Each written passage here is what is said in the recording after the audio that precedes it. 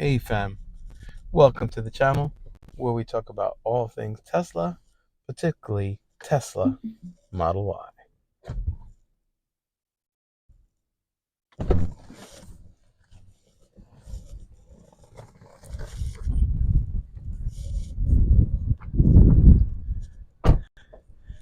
Tesla has a big problem with the 2023 Model Y. These cars have only been in production for the past 3 years, and at their inception, they were met with hot and cold reviews, many of them caused by build quality issues, particularly water intrusion into the hatch, body panel gaps, and paint quality issues.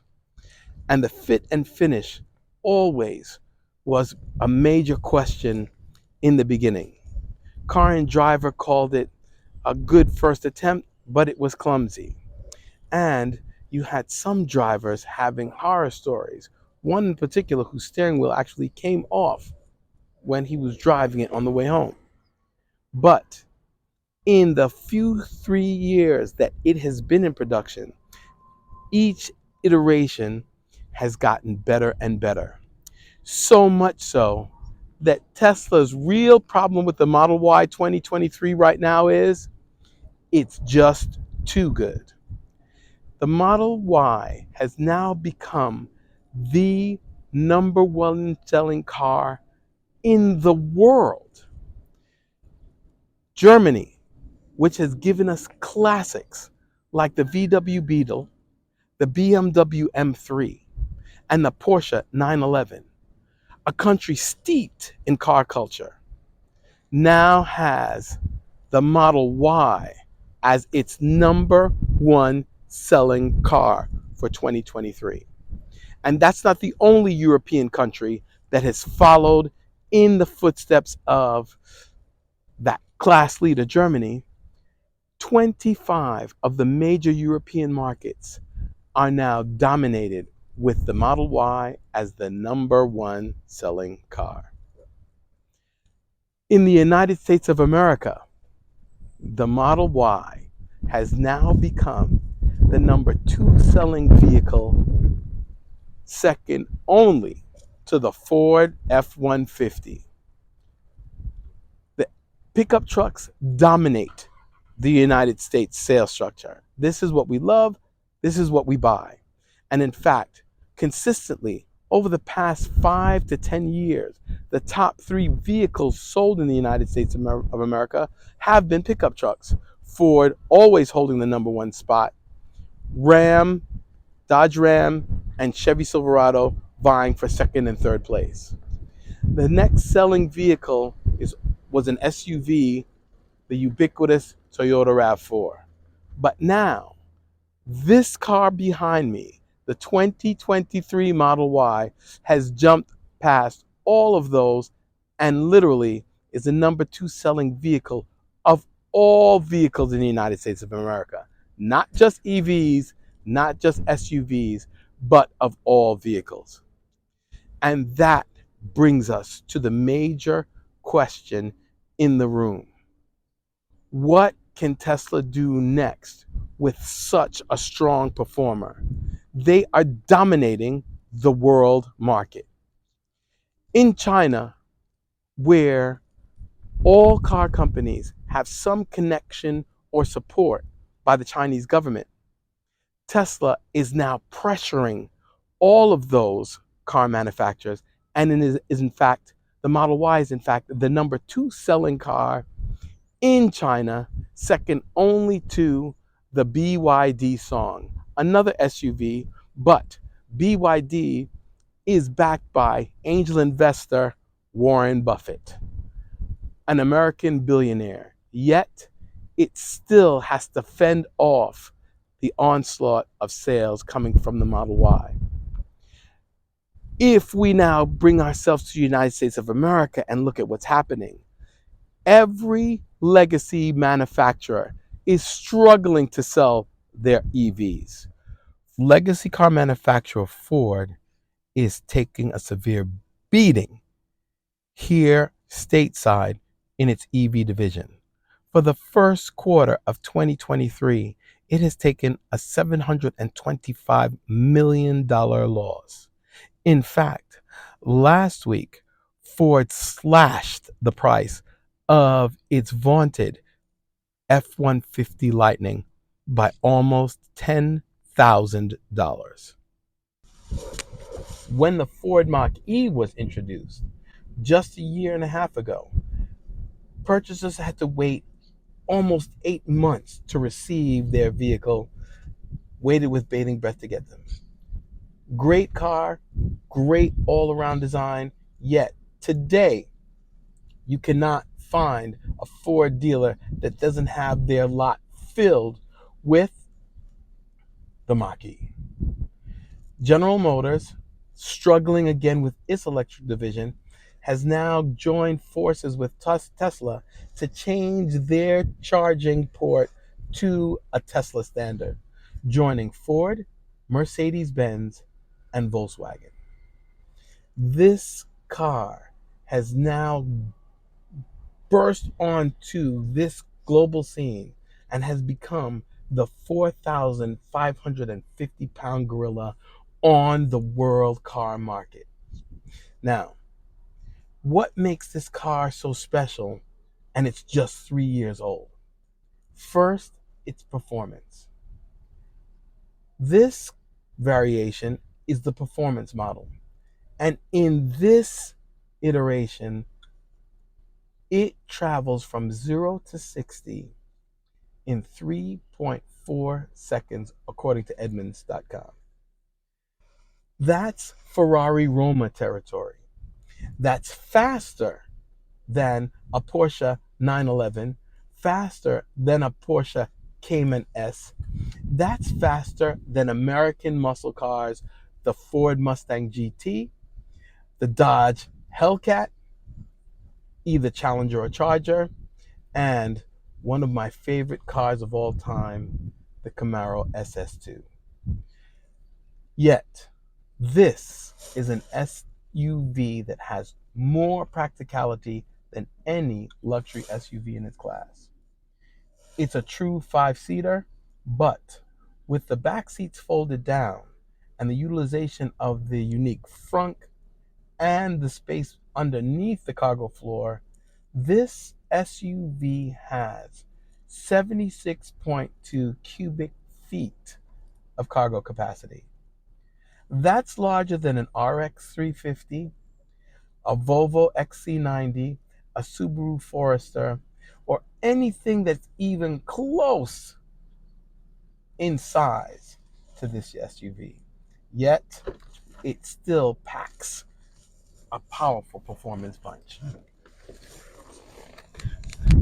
This performance model can brake from 60 to a full stop in 112 feet. Guys, dedicated sports cars that are at the top of their class, the Chevrolet Corvette Stingray and the Porsche 911, do it in 99 feet. This family hauler that can carry 2 car seats astride and a child in the middle, all the luggage you would need for a weekend getaway for that family of 5, and stop within a car length of those dedicated sports cars. So not only do you have performance, but you have the utilitarian nature of this vehicle. It is truly a Swiss Army knife. If you take a look at the cargo space that we have, and I'll show it to you in a minute, with the seats folded down, it's cavernous back there. But we have to talk about this car's early reliability issues.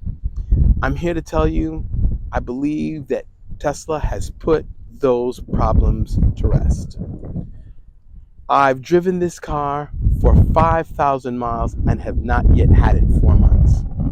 That hasn't been my practice or habit.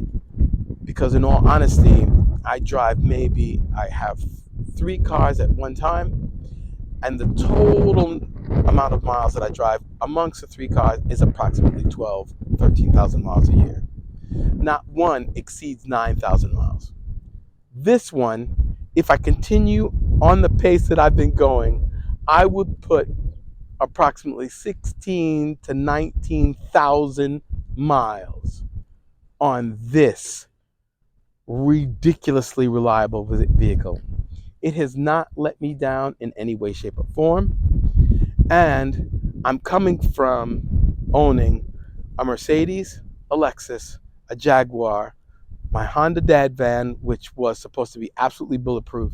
Yet, my ownership with those cars, particularly in the very beginning when I first purchased them, did involve taking it back to the dealer. Some were recalls, and some were just niggling issues. My Honda minivan, the paint did not match across the body of the car. The bumpers, which are made of the urethane material, were different than the metal body panels. And the sliding door for the passengers, also made out of a different material along the track. And when you looked at it in sunlight, it was 3 different colors of maroon. Secondly, that car warped rotors on a regular basis. Now, Honda knew of this problem and would give us a discount on resurfacing the rotors, but still, we had to pay each time to have those rotors resurfaced. My Lexus RX 350, I bought when it was just 2 years into its introduction. And although it was a fantastic car based on the Toyota Camry underpinnings, but it was a Lexus all the way through, opulent, quiet, vault-like on the inside, wonderful ride. However, that car, in the first 3,000 miles of owning it, it developed a oil sludge problem, which was a recall, and that involved days at the dealership to determine if I did fall under the warranty, and then finally getting a loaner car and taking 2 weeks out of my ownership for them to sort that problem. This car threw a code about seatbelt and airbag warning, and I believe that it was just because the buckle wasn't buckled when I had a passenger come in, and then they buckled it late. I didn't think anything of it, and I was going to do something called a hard reset, where you press both scroll wheel buttons on the steering wheel and the car resets itself. Tesla notified me and said they wanted to come out and inspect the problem. Literally, that service visit came 2 days later to my home, and boom, I was done, fixed, without having to sit in a waiting area, without having to be in someone's service center or mechanic shop. The service came to me. And that's what most owners have when they have a Tesla. Literally, service comes to you unless it's a major problem, and then you have to take it into a service center. I have not had experience with that yet, so until I do, and hopefully I don't, I can't speak on what that experience is. But as far as reliability compared to those other cars, here you have no issue whatsoever and no time out of my day. So the next issue we come to is its efficiency. And that, I believe, is the biggest selling point of this EV. I have driven exactly 5,100 miles in this car, and my total fuel cost for charging this vehicle has been $263. $263 for 5,000 miles. Now, I could go into kilowatt hours, watts per hour, how it's charged, how it performs, how many hours it takes me to do a charging. But what you need to know is that people who have this car and charge them, have home chargers and charge them off peak, pay approximately 16 cents per mile to drive this car. A comparable ICE, internal combustion engine car, is going to cost you literally 4 times that much. So, the next big question in the room is, what about range anxiety? People are so worried that they've got an electric car that only has 303 to 340 miles of range. Guys, the fuel pump is at your house. You never have to visit a service station ever again in your life, because every day you drive out, you're coming back to where you can charge that car fully to where you need to charge it. In subsequent videos, I will tell you the optimal way to charge this car and in the different states what it's going to cost you. But in all honesty, this is the best thing for you, because if you're driving locally, you're never going to exceed the 300 plus mile range of the Model Y. The Model Y Performance, the range is 303. The long range, 343. If you are traveling that amount of miles per day, every day, then you'd have to say to yourself, well, what are my other charging options? Because I'm going to need that. I'm not going to be able to get back home in that time. Well, guys, the Tesla Supercharger network is the best, not only in the nation, in the world, but here in the United States.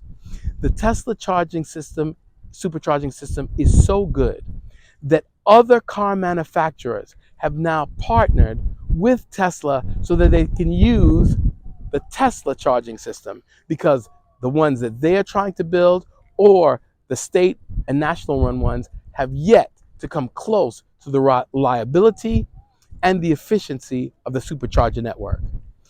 And your car will automatically tell you where the nearest supercharger is as soon as it detects that it's running low on battery charge. It will start warming the batteries, and the navigation system will kick in to direct you to that supercharge station so that you can be there at the shortest period of time possible, so that you can have enough to continue to the destination that you want to go to. And if it's getting back home, you just need to stop at a supercharger. And for me, my long trips have been anywhere from 200 to 600 miles. It will literally say, when you reach your final destination home, you'll have 15 to 16% battery life left. That means that my entire time for the longest road trip I've had in this car at supercharging stations was exactly 37 minutes. 30 minutes for the first one, 7 minutes for the second one. And that charge got me home. So guys, range anxiety, not an issue. Reliability, this car is almost bulletproof. Performance, untouchable.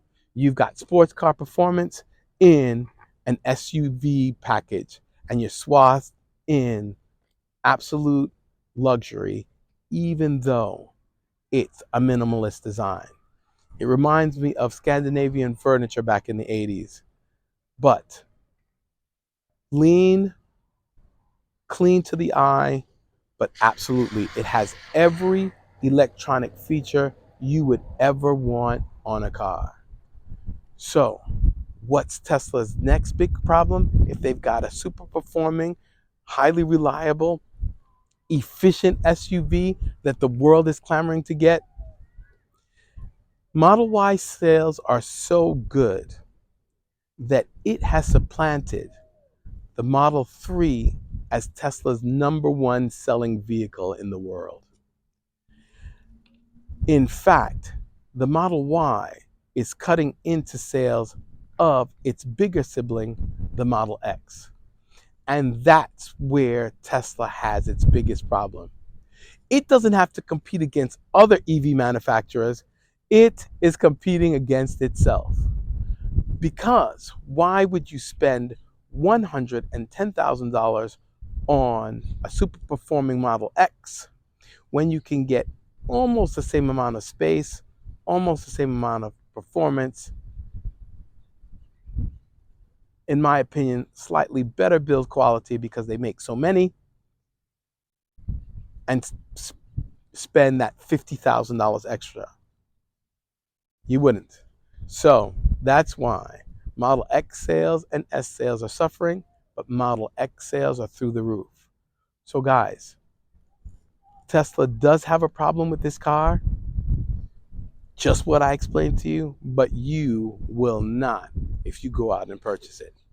All right, guys, if you like this video, please, you know what button to press. And if you want to see more content like this or the videos that I referenced, please hit the subscribe button. Until next time, I'll be seeing you.